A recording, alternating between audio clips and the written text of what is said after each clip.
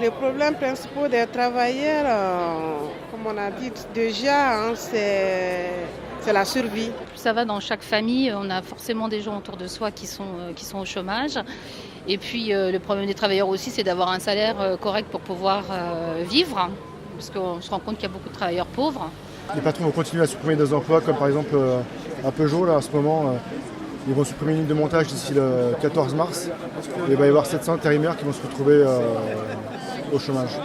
Pour les jeunes, le chômage, c'est catastrophique. Bon, pour les vieux, la retraite, c'est catastrophique. Alors, de toute façon, là, il faut que ça change, hein, ça c'est sûr.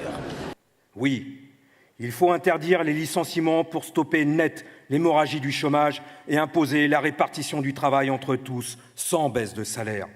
Oui, il faut augmenter les salaires jusqu'à un niveau qui permette de vivre correctement. Et il faut garantir leur pouvoir d'achat par l'échelle mobile des salaires et des pensions. C'est-à-dire qu'il faut, pour que les travailleurs, les chômeurs, les retraités cessent de devenir chaque mois un peu plus pauvres, que les salaires, que les pensions augmentent au même rythme que les prix.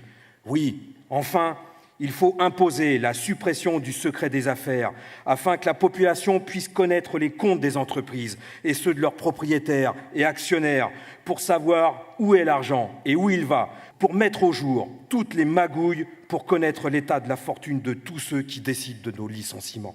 Les travailleurs sont à la base de tout, de la création de toutes les richesses. Et s'il y a une classe sociale dont les revendications sont légitimes et prioritaires, c'est bien la classe ouvrière.